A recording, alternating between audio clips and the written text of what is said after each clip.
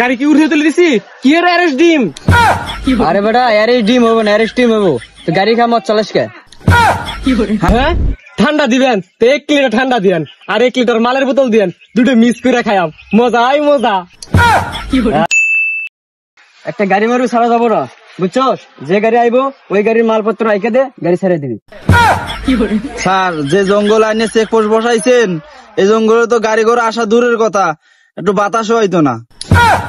এই বাতাস আসে আসুক না আসে না আসুক, গাড়ি আওয়া লাগবো, আমার মাল কামান লাগবো। ইয়েস স্যার, মাল তো কামানি লাগবো। 3 মাস ধরে সরকারের বেতন দেয় না, লঙ্গি পরে ডিউটি করতেছি। আরে বেটা তুই তো লঙ্গি পরে ডিউটি করতেছস, সরকার আমার একটা পিস্তল দিছিল, ওই পিস্তল বিক্রি করে আমার সংসার চলতেছে। স্যার যা কইছেন তো ঠিক কইছেন, কিন্তু জঙ্গলে যে চেকপোস্ট বসাইছেন যে কোনো গাড়ি গুড়ি তো আইতো না। আরে বেটা গাড়ি মেরে আইবো, তোর আর আমারে বলে আইবো, যখন আইবো সখন বুঝতে পারবি। আরে বেটা রাস্তায় কিনলে চেকপোস্ট বসায়নি, আমাদের দুইজনে পোশাক দেখছো, এর সে চুরো ভালো পোশাক পরে।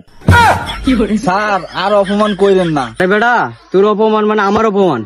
বিআরপি জঙ্গলে চেকপোস্ট বসাইছি, গার্লফ্রেন্ড বয়ফ্রেন্ড আইবো, এর ধরে মাল কামাম। স্যার আপনি তো সেই বুদ্ধি, গাড়ি ঘোড়ার কি হইব? আরে বেটা গাড়ি মারিও ধর্মু, বেটা বেটিকেও ধর্মু, মাল কামাল লাগবো।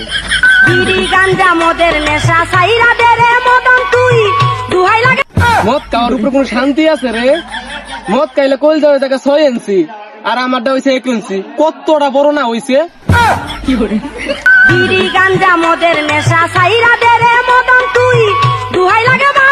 কি জঙ্গলে চেকপোস্ট বসালাম, একটা গাড়ি মারিও আহে না, বেটা বেটিও আহে না, গার্লফ্রেন্ড টালফ্রেন্ডও আহে না, কি মাল কামাল লাগবো না? স্যার এত উত্তেজিত হইয়েন না, আমার মাথা চান্দি মান্দি তো খুব গরম হয়ে গেছে গা। আরে বেটা উচ্চজিত হবো না, আমার হাতের পিস্তল বেছে আমার সংসার চলতেছে, তোরে 3 মাসে বেতন দেওয়া লাগবে না? স্যার এই মাসে যদি বেতন আমার না দেন তা আমার বউ আমার ফেলাই দিয়ে যাইবো গা, তা আমি বউ পামু কই? আরে বেটা তোর বউ চলে যায়, তা আমার কাছে মাইয়ার অভাব আছে, বিয়ার একটা করম। স্যার আপনি সত্যি আমার বিয়ে করাইবেন?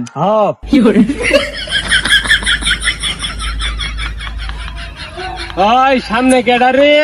ট্যাং ট্যাং ট্যাং ট্যাং। স্যার অনেকদিন পর একটা মাল খরাইছে, তাও আবার গাড়ি নিয়ে। অ্যারেস্ট ডিম। আরে স্যার অ্যারেস্ট ডিম হইব না, অ্যারেস্ট টিম হইব। কি হইছে? গাড়ি কি উঠে তুলে দিছি কি এর অ্যারেস্ট ডিম।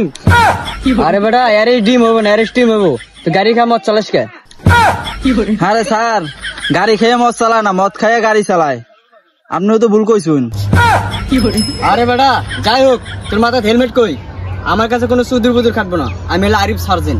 হ্যাঁ কিসের চার্জার? আমার কোনো চার্জার টাজার লাগতো না, আমার ফোন এমনি চার্জ হয়, 1 ডুব মাল খাই চার্জ এমনি হয়ে পড়ে।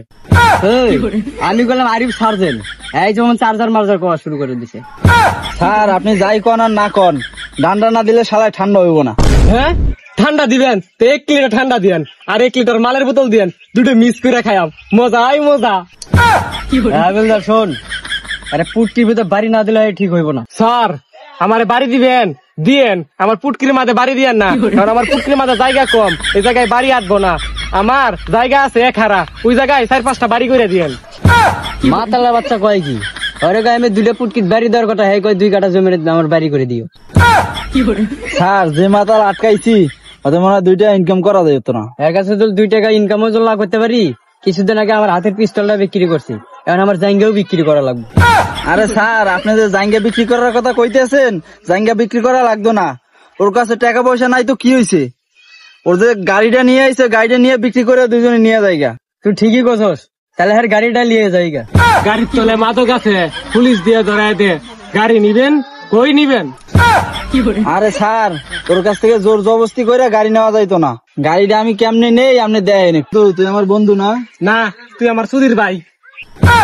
আচ্ছা বন্ধু তোর গাড়িটা একটু দে, আমি একটু চালাই। গাড়ি চালাবি? চালা।